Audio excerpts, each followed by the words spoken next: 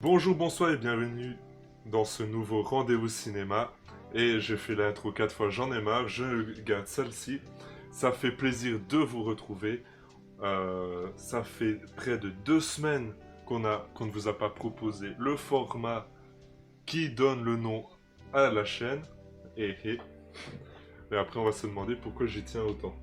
Donc, ça fait plaisir de vous retrouver et merci de votre engouement vis-à-vis de nos vidéos et de l'attention que vous nous accordez. Ça fait plaisir d'avoir une audience. Petite certes, mais une audience quand même. Et merci beaucoup. Et d'ailleurs, j'en profite. Je casse ça ici.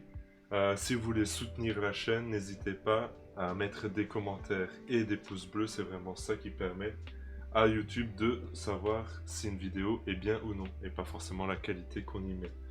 Donc, aujourd'hui, on va vous parler d'un film qui va vous empêcher de vous gratter pendant un sacré moment, d'une sortie de DVD que toute la rédaction attendait et qui parle de la pluie.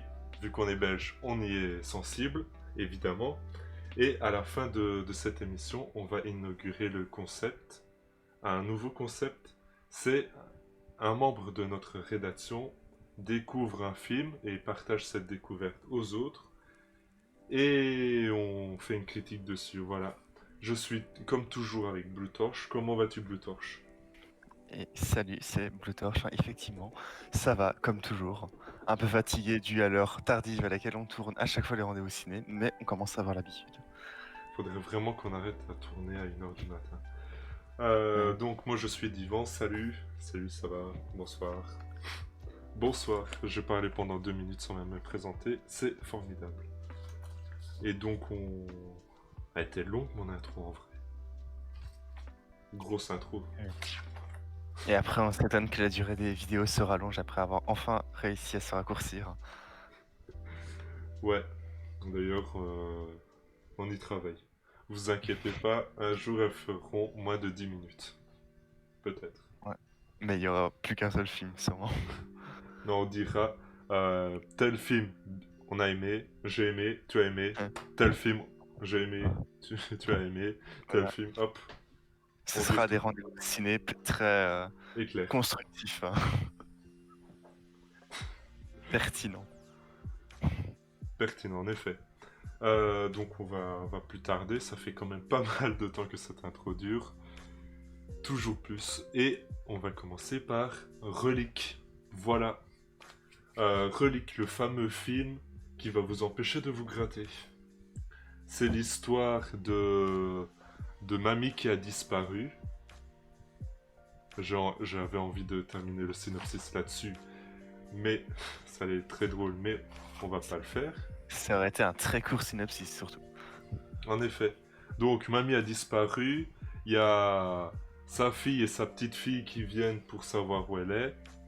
Elle revient à la maison et il se passe des trucs un peu chelous. Voilà. Un peu creepy, un peu comme dans tous les films d'horreur. Voilà. Et j'ai. Bon. C'est moi qui fais le programme du rendez-vous ciné. Et étant toujours dans la période d'Halloween, bon, ça fait quelques jours certes, mais ça fait toujours plaisir. Bon, je dis ça Vous alors pourrez qu'on... profiter de ce film pendant vos vacances de Toussaint, pour ceux qui peuvent profiter des vacances. Et pour ceux qui ne sont pas confinés, vu que c'est un film qui est sorti au cinéma. Et En effet, ça va être problématique en effet de le voir du coup. franchement, franchement, très bon timing de parler d'un film qui est sorti au cinéma juste après Le l'annonce du confinement. confinement. Excellent en effet. On aura ce même problème-là la semaine prochaine, mais no spoil. Bon, je te laisse La débuter. parole. Voilà, Très je bien. me tais. Du coup, globalement, avec Relic, j'ai eu un peu de mal. En gros, je l'ai pas détesté, mais je l'ai pas vraiment aimé. En fait, le début du film, j'ai pas mal accroché globalement. Je trouvais que le thème de la vieillesse abordé dans le film était assez intéressant, de mon point de vue en tout cas. Et je- j'ai rarement autant réfléchi sur la vieillesse qu'en regardant le film, en tout cas le début du film. Globalement, sinon, la réalisation Et pas mal aussi en général, je trouve. Elle offre pas mal de tension et elle rend le spectateur plutôt attentif. Surtout que le film contient, je trouve, assez peu de dialogue, ce qui est quand même plutôt bien comblé par, une réalisation assez bonne. En même temps, bon, les films d'horreur n'ont pas tout le temps beaucoup de dialogue. On peut penser à A Quiet Place qui n'a même quasiment pas. Mais voilà, ce n'est pas A Quiet Place ici, c'est pas basé sur le silence. Mais sinon, le film a vraiment assez peu de dialogue, je trouve, même pour un film d'horreur. Et la réalisation pallie très bien à ce problème et arrive à très bien tenir les spectateurs attentifs. Mais du coup, mon gros problème avec le film, c'est toute la partie finale qui représente à peu près, je dirais, les Un 20 tiers, 30 un ouais, tiers. c'est ça, les 20-30 dernières minutes, en gros, qui est, je trouve, vraiment pas ouf. En gros, déjà, j'ai eu un peu de mal à la comprendre en termes de scénario. Genre, j'ai l'impression que le film se partait un peu en freestyle à ce moment-là, en mode on fait un peu ce qu'on veut de manière à faire un truc un peu horreur, un peu dark, mais quand même un truc intéressant à regarder. Et sinon, j'ai trouvé que ça allait vraiment pas mal dans les clichés de films d'horreur par moment. C'est, enfin, en gros, la fin est pas vraiment ouf, je trouve. Par rapport au fait que le film nous a fait, enfin, m'a fait en tout cas pas mal réfléchir pendant tout le film et que j'étais vraiment pas mal pris dedans. J'étais très déçu par la fin qui était pour moi assez cliché du coup et qui scénaristiquement pas parlant est vraiment pas ouf. Euh, Enfin, ouais, voilà, j'aurais pas trop de trucs à dire sur la fin en plus. Enfin, pour éviter de spoil en gros. Sinon, il y aurait moyen de dire plus, mais bon, on va éviter de spoil, c'est pas trop mal. Ce que j'ai dit. Bon, bah très bien. C'est un avis intéressant. Donc, je vais reprendre la parole. Je vais commencer par le début. Je trouve que Relic est un film assez subtil dans sa globalité. Il aborde plein de thèmes assez rares au Cinoche, qui sont la transmission, la vieillesse, dans le style démence, naufrage ou sénilité, comme tu l'as dit d'ailleurs, et Mhm. aussi de l'horreur assez organique, très organique par moment, Ouais. qui est à la fois brute et qui n'hésite pas par moment à se transformer en événements fantastiques, qui... ouais, fantastiques, qui peuvent être sentis de manière très physique, très dure, et en apparence premier degré, justement, d'où la subtilité et l'intelligence, j'y viens, du film, parce que c'est quand même vachement plus euh, que, que des screamers qui te sautent au visage. Voilà. Donc, le film Je est... crois qu'il n'y a d'ailleurs aucun screamer dans le film. J'y viens. Le film est intelligent, je l'ai dit. Qui soit... Qui sait, pardon, qui sait quand ménager ses effets et quand euh, lâcher la purée. Voilà. J'utilise cette expression. Plus personne n'utilise depuis 30 ans. C'est pas grave. J'ai 65 ans, comme ma voix le prouve. Ça Euh... va, si tu veux. oh, tu viens de flinguer mes réglages son. C'est pas grave. Insultez-le en commentaire, ça fait du référencement. Euh... Ça fait toujours plaisir en plus de Voilà. se faire insulter. L'intelligence du film permet de créer une certaine angoisse dont on n'a pas l'habitude. Euh, l'ép- L'épilogue du film, ce que tu appelles la fin, c'est-à-dire les deux tiers, est très brut. Non, est... non, je confonds deux trucs, excusez-moi. L'épilogue est très brutal humainement et symboliquement. Notamment, je parle de la scène dans le lit. Voilà. Oui, je vois de quel épilogue tu parles. Vraiment la scène finale globalement. Enfin, c'est plus qu'une seule scène d'une certaine manière, mais c'est genre les 5 dernières minutes du film, en gros. Mais le final en lui-même permet de réinventer le trope de la grand-mère qui n'est plus grand-mère. Voilà, la grand-mère possédée, disons. Même si c'est pas tout à fait ça. Dans tout le dernier tiers, ça innove pas mal de ce qu'on a l'habitude de voir dans le cinéma, notamment avec l'hommage ou la référence à Silent Hill. Euh, je vais essayer de développer sans spoiler. C'est quand un personnage se retrouve dans un espèce de labyrinthe qui tourne en rond et qui, au fur et à mesure, et et qui se rétrécit au fur et à mesure où le personnage progresse dans le labyrinthe. Donc, Oui, je vois. voilà. Chaque fois que je fais ce genre de métaphore, je sais jamais si je suis suffisamment clair ou non. Donc, tu me parlais des screamers un peu plus tôt. Et la mise en scène, elle est franchement pas mal. Car assez souvent dans le film, c'est un film qui se pousse très souvent. C'est un film qui filme 15 secondes sur un plan vide où tu fixes ton écran et rien ne se passe. Et on va dire à 2-3 secondes de la fin du plan, il y a quelque chose, il y a un coin qui commence à bouger, il y a une silhouette qui se déplace que tu n'avais pas remarqué et qui est franchement assez efficace. Voilà. Sur ce point, pour le coup, je suis d'accord avec toi. Tout ce qui est mise en scène à ce niveau-là, d'un point de vue horreur.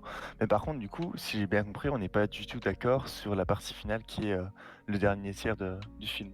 Oui, qui En pour gros, moi, on va dire sublime le film, et alors que pour toi, c'est plutôt ça le le gâche. contraire. Voilà. Assez ironique, d'une certaine manière. Mais plutôt intéressant. Comme quoi, certains auront des avis clairement différents sur ce film.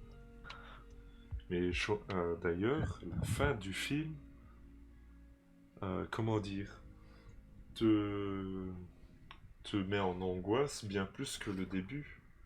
Bien plus que le début qui se rapproche d'une enquête, tu vois. Oui, mais le problème n'est pas le côté angoisse de la fin du film. Le problème est que la fin du film, je trouve, n'a pas vraiment de sens en fait. Genre, c'est juste c'est comme si un peu les scénaristes s'étaient rappelé que c'était un film d'horreur et qu'ils devaient faire des éléments un peu plus d'horreur. Et que, du coup, ils ont commencé à faire des trucs et ils ont fait plus que ça pendant le dernier tiers du film, du coup. C'est genre, ça change totalement à partir de ce moment-là et je trouve que par rapport aux deux premiers tiers du film, bah c'est pas ouf. Genre, ça aurait été mieux soit de prendre directement la direction du film d'horreur, de rester là-dedans et d'avoir un film Mais ça y va. bien ou pas. Il y a Ouais. que les 5-10 premières minutes qui ne sont pas un film d'horreur, qui sont un... Oui, je suis d'accord, mais c'est la direction prise. Enfin, il change en gros de direction, je trouve, à ce moment, à ce passage Non, je du suis pas deuxième tiers d'accord. au troisième tiers. Tout est logique dans sa cohérence. Je trouve pas trop, moi. Au, au début, on te vend un film de fantôme, et à la fin, c'est plutôt un film de possession, comme je l'ai dit. Ce qui est, pour le coup, d'ailleurs, à mon goût, assez débile, parce qu'on les voit, les fantômes, au début du film, et après, on n'en parle plus du tout, C'est vrai, il y d'ailleurs. a ça qui... Ça m'avait tilté, d'ailleurs, pendant le film. Mais bon, c'est... C'est vrai, c'est assez étonnant. Euh, voilà. Voilà, donc on peut conclure que... Est-ce que tu recommanderais ce film pour nos amis confinés?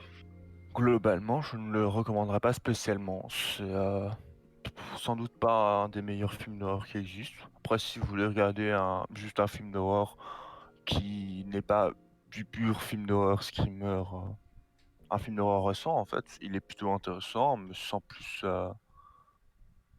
Enfin, c'est surtout sa fin qui est vraiment pas ouf à mon goût, donc le voir juste alors que la fin fait partie intégrante du film. n'est pas très intéressant à mon goût, mais après, apparemment, ça plaît à certains, donc faites comme vous voulez. Alors personnellement,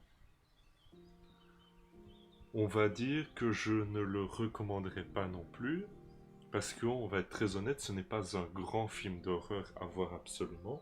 C'est un film intéressant à voir, tout comme, oui, pour moi, Relique est aussi important à voir dans sa cinéphilie qu'un Hérédité, qu'un Hérédité, qui est sorti récemment. Euh, c'est à peu près le même style de film, c'est à peu près la même importance qu'on peut donner aux deux films, et c'est à peu près les mêmes messages des deux films. Non, pas du tout. C'est pas du tout les mêmes thèmes abordés, je dis n'importe quoi, excusez-moi. Tu voulais dire quelque chose peut-être? Euh, non, pas forcément, je Très j'ai bien, tout dit, personne. très bien. Je t'ai entendu réagir quand je dis hérédité.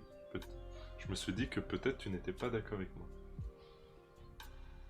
Mais bon, passons aux films euh, qui nous font sentir être belges. Qui nous fait sentir être belges, voilà. Qui parle de la pluie. Et non pas comme je le croyais pendant un long moment, pas du temps qui passe, Oui, mais le mais temps qui fait. ça, en connaissant les titres en anglais, tu aurais pu le deviner. Oui, mais je suis Weathering. un nul en fait, je suis un zéro. Je connaissais le nom du film en anglais avant de le connaître en français, moi. Donc, bien qu'au début, la première fois que je l'ai entendu en français, j'ai eu un doute. J'ai très vite compris que c'était la météo et pas la durée, du coup. Enfin, le temps, en gros. Mais oui. Donc, Les Enfants du Temps racontent l'histoire de Odaka, jeune lycéen, fuit son île pour rejoindre Tokyo. Sans argent ni emploi, il tente de survivre dans la jungle urbaine et trouve un poste dans une revue dédiée au paranormal. Un phénomène météorologique extrême touche alors le Japon. Exposé à de constantes pluies, Adaka est dépêché pour enquêter sur l'existence de prêtresse du temps. Peu convaincu par cette légende, il change soudainement d'avis quand il croise la jeune Ina.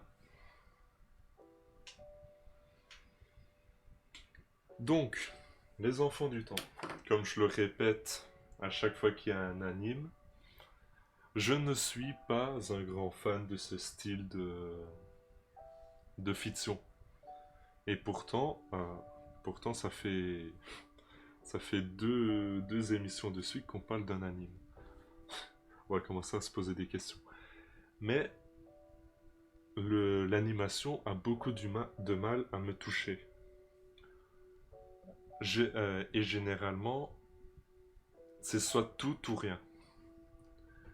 En ayant vu Your Name plus tôt cette année, d'ailleurs, n'hésitez pas à regarder notre critique de Your Name, euh, je me suis intéressé au travail de Makoto Shinkai, qui a sorti Les Enfants du Temps début 2020 au cinéma.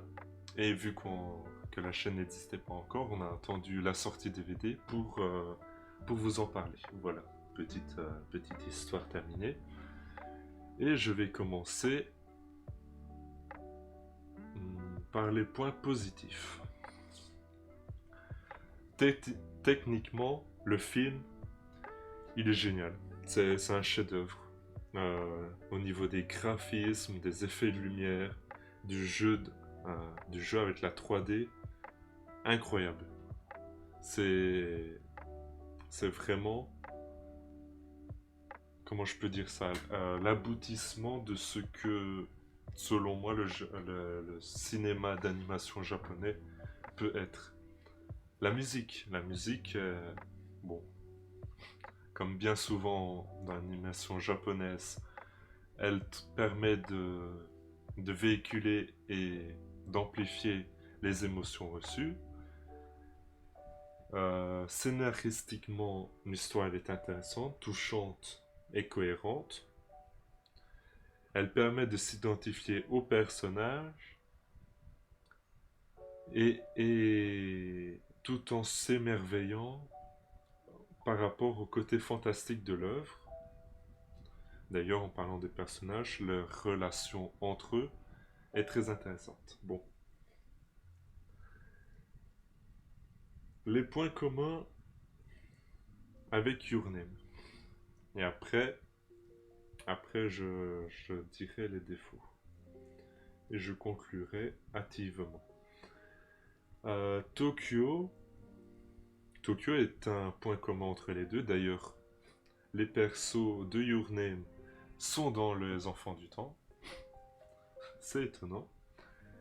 Les deux héros sont plongés dans du surnaturel alors qu'ils sont à l'heure actuelle. Et il n'y a pas de vraie fin aux deux œuvres. C'est des fins que nous devons interpréter et qui sont assez ambiguës. Voilà. Et pour finir, un énorme point commun entre les deux, c'est l'effet de mise en scène qui font penser à du cinéma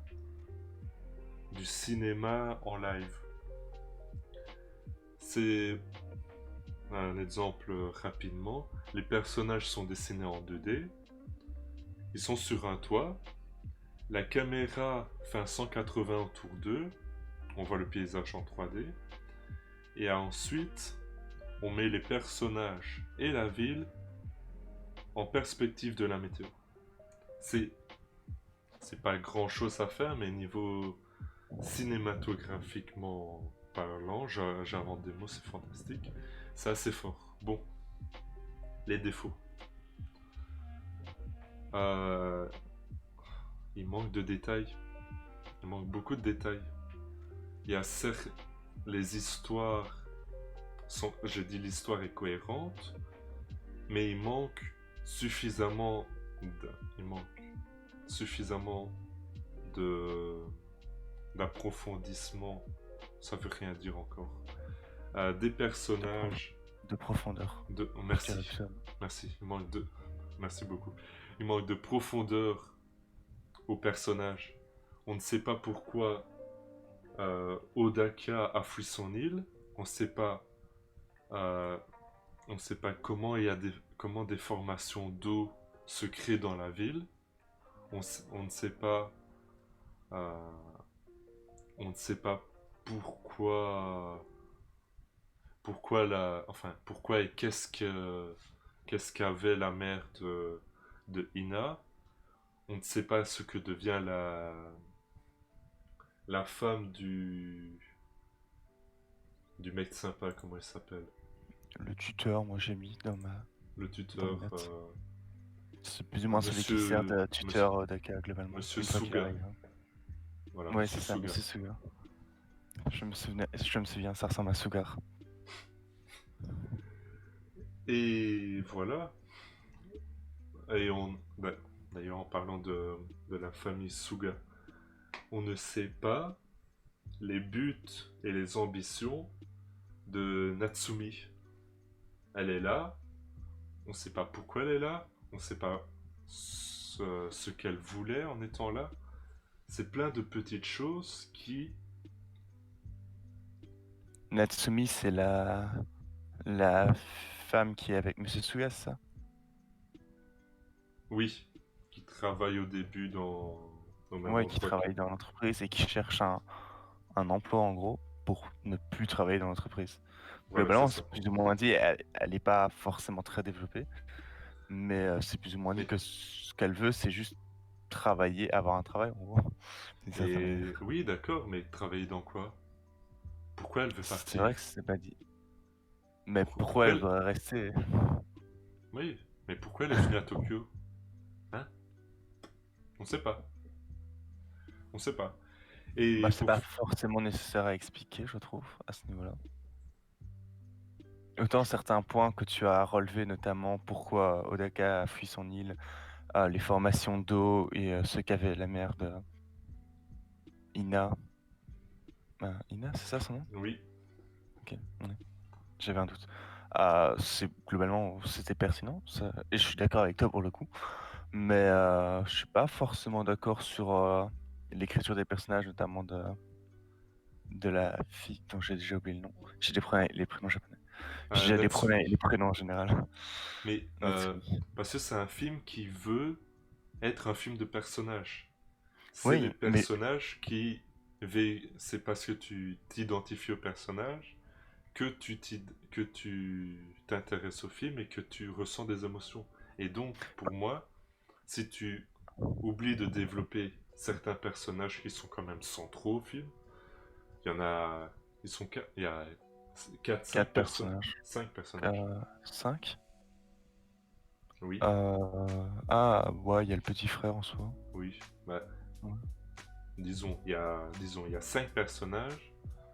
Dans un film de 2 heures, il faut quand même les développer un peu plus que ça. Enfin, ce n'est que mon avis. D'ailleurs, ton avis? Bien, pour revenir justement sur les personnages, moi je les trouve très bien développés. En fait, la plupart des personnages peuvent être résumés par à peu près 3 lignes de texte. Mais globalement, c'est 3 lignes de texte qui vont vraiment te prendre, enfin, dans le cas des personnages plus secondaires, pas dans le cas de Ina et Osaka. Ouais. Odaka. La plus... Odaka, c'est ça. Faudrait que je note les prénoms au début de mes notes. Mais du coup, la plupart des personnages autres que Ina et Odaka, du coup, peuvent être résumés en plus ou moins 3 lignes. Mais c'est vraiment 3 lignes qui vont te faire aimer le personnage, te faire avoir de l'empathie pour lui.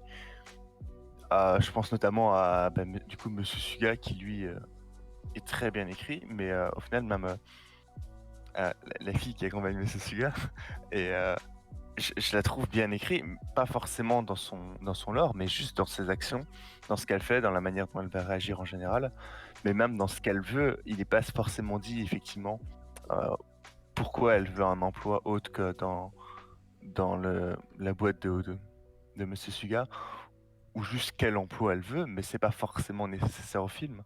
Ça aurait rajouté un élément supplémentaire au film, pas forcément un élément qui aurait été déplaisant, en sens où c'était un élément pertinent à placer dans le film, mais c'était pas forcément un élément nécessaire au film, je trouve, à ce niveau-là. Pour revenir principalement sur ce que tu avais dit sur les personnages. Mais sinon, je trouve le film en général très beau, mais ça tu l'avais déjà dit aussi, visuellement parlant.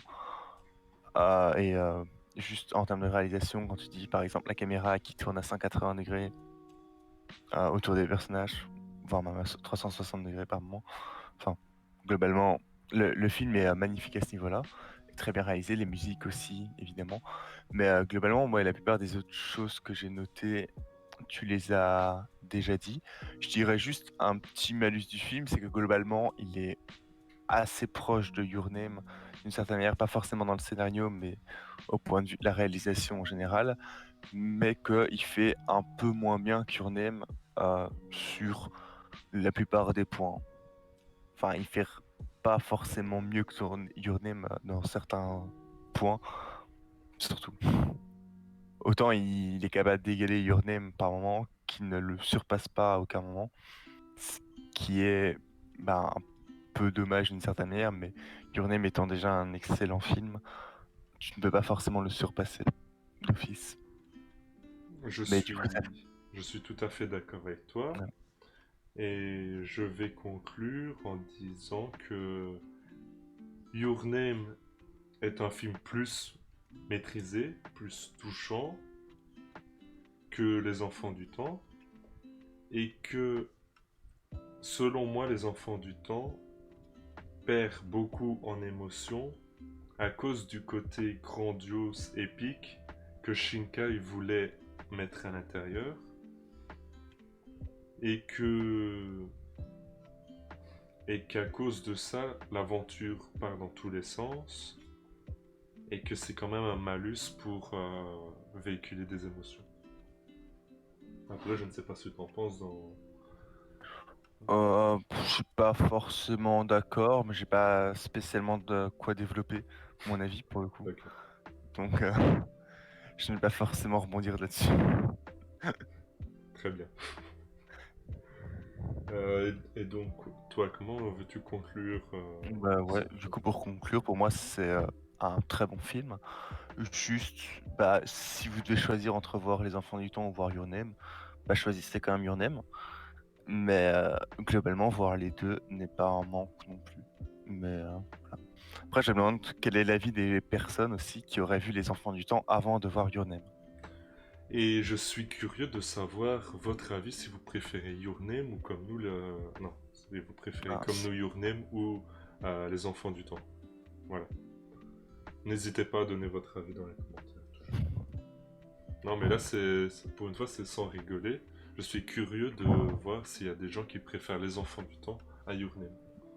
Et après, vous pouvez aussi donner votre avis sur Relic, voir si vous êtes Team Dijon ou Team Blue-Torche. Mais tu vois, Relic, c'est un film qui va plus diviser vu que les gens ont peur du cinéma d'horreur. Ils osent pas aller en regarder. Bah, beaucoup de monde n'aime pas forcément le cinéma d'horreur aussi en général. Le cinéma d'horreur pose principalement Mais, ses fondements sur le côté horreur, le côté faire peur en gros. mais, Ce qui fait pas forcément plaisir à beaucoup de monde, quoi. mais c'est parce que les gens ne connaissent pas le cinéma qu'ils l'appréhendent, tu vois. Et donc, c'est un serpent qui se mord la queue. Est-ce que tu vois ce que je veux dire ou pas du tout? Oui, je vois plus ou moins ce que tu veux dire, mais de toute façon, ce n'est pas le thème du rendez-vous ciné ici. Et non, on aurait dû en parler à Halloween, mais on l'a pas fait. Tant En pis. effet, parce qu'on avait déjà assez divergé à Halloween. Plus d'une heure de vidéo quand même. Oui. Donc, passons au troisième et dernier film de ce rendez-vous cinéma, qui, qui est Little Miss Sunshine. Little Miss Sunshine, qui est le film que j'ai découvert dans cette sélection. C'est un film que j'en ai beaucoup entendu parler. C'est un,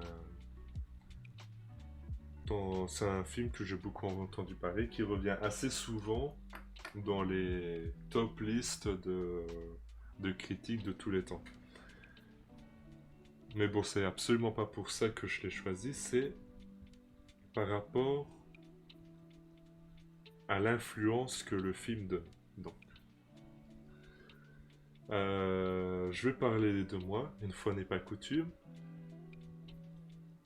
Ces derniers temps, ces dernières semaines, ces derniers mois, disons, je crois qu'on peut aller jusque-là, je ne me sentais pas très bien dans ma tête. J'étais un peu déprimé. Bon, je vais pas développer pourquoi. Et je me suis dit, en voyant l'avis résumé de certains critiques, qui partaient du principe que Little Miss Sunshine est un rayon de soleil, je me suis dit, pourquoi pas, rayon de soleil, t'as compris le jeu de mots, pourquoi pas le regarder. Ouais, on est avant tout humoriste ici, on taffe les blagues. Bientôt je vais aller chez Laurent Ruquier, je vais faire des vannes aussi. Euh, donc, et je me suis perdu dans mes pensées. Donc, étant déprimé, je me suis dit, pourquoi pas, est-ce que ça va marcher ou non? Et, spoiler, ça marche. Ça m'a permis d'avoir la banane. Donc, Toujours la banane. toujours debout. Connard de virus. Donc, Little Miss Sunshine, c'est une histoire douce et rythmée qui s'attache aux personnages, mais ces personnages font partie d'une famille dysfonctionnelle, euh, qui... une famille plutôt dysfonctionnelle. Franck, un spécialiste littéraire de Proust, dépressif qui a essayé de mettre fin à ses jours. Le père, passionné par une méthode pour être le meilleur qui ne comprend pas comment élever ses enfants. La mère dépassée dans tout. D'ailleurs, la mère joue. La mère, c'est Tonia Colette, je crois. Si ma mémoire est bonne. Oula. Euh, Je suis pas doué en acteur, encore moins qu'en nom japonais. Donc, Toni Collette, voilà. Toni Collette qui joue la mère dans Hérédité. On en parlait plus tôt dans l'émission. C'est assez cocasse. Elle joue aussi une mère dépassée, mais pas pour les mêmes raisons. Le fils, c'est un gamin qui rêve d'être pilote, qui ne parle pas du tout, qui a fait vœu de silence jusqu'au moment où il sera pilote. Et il s'exprime principalement dans le film à grands coups de pancarte qui dit Je vous déteste tous. Et pour finir, le c'est grand-père. d'ailleurs très drôle cette scène. Hein, Le grand-père est le seul, si je puis dire, personnage positif du film, car c'est le seul à croire que la petite fille, Olive, va arriver à gagner le concours de Minimis, parce que c'est ça qui est question. Et donc il lui apprend une danse et il lui apprend comment se présenter en concours. Euh, Toute cette histoire se finit dans un moment de grâce qui véhicule le sourire. Euh, Quand je la voyais arriver, je dois avouer que j'avais peur que ça soit cringe, mais au final la scène elle est réussie parce qu'on s'est attaché au personnage et du fait de leur maintes péripéties. Et je voudrais finir ma partie sur le fait que la famille est à l'image du minibus qui a besoin d'être poussé pour redémarrer. Voilà. Hmm. Je te laisse la Assez belle parole. comparaison. Globalement, moi, j'ai trouvé déjà le film très drôle. Faut savoir que c'est pas forcément un film d'humour, comme C'est un tu n'as film pas du feel tout good. parlé voilà, tu n'as pas du tout parlé du côté humour du film globalement, mais en fait, c'est un film que je trouve très drôle. Mais c'est plus un humour familial, c'est pas. Du coup, c'est un humour qui parlera à tout le monde, mais qui globalement ne sera pas le genre d'humour qui fera des grands fous rires pendant 24 ans parce que t'as des délires entre potes quand t'es défoncé à 5h du mat. Voilà, on n'ira pas plus loin sur cette métaphore. Mais sinon, le film était vraiment très drôle à mon goût. Ça déjà, c'est le premier point positif. Je ne le développe pas forcément plus que ça parce que l'humour d'un film, c'est juste l'humour d'un film. Mais voilà. Mais du coup, globalement, le thème de la famille et des problèmes de chacun est assez intéressant globalement dans le film et assez bien exploité. Comme Denis le dit, c'est un film assez feel good, donc globalement, on va voir chaque personnage confronté à ses problèmes, ce qui peut d'ailleurs au début du film rendre encore plus dépressif que ce qu'on ne l'est déjà si on commence à regarder le film en étant dépressif. Mais globalement, chaque personnage va progresser à sa manière dans les problèmes auxquels ils font face habituellement. Et c'est ce qui va notamment faire le côté feel good du film. Euh, Au final, chaque personnage est assez bien écrit et on a vraiment tous envie de les suivre. Certains personnages, on les déteste un peu plus, hein, notamment le père, qui globalement c'est un personnage au début du film qu'on peut facilement ne pas aimer, euh, notamment par sa manière de franc-parler par moment avec Frank, Frank est plus montré d'ailleurs comme le personnage un peu principal, enfin plus l'observateur du film, pas, je dirais pas forcément un personnage principal, parce que tous les membres de la famille sont les personnages principaux, mais Frank est l'observateur, celui qu'on va le suivre le plus souvent, bien que celui qui n'a pas le plus d'impact. Je crois que celui qui a le plus d'impact, c'est plus la fille, je dirais, Bah oui. qui est Le film d'ailleurs tourne autour d'elle en fait. le film tourne autour d'elle, du coup. C'est pas pour rien que le film s'appelle Little Miss Sunshine, qui est le nom du concours de Miss à laquelle la fille participe. Mais du coup, ouais, globalement, tout ce qui est personnages et leurs problèmes est très bien exploité à ce niveau-là et est vraiment un élément central du film qui est bien plaisant.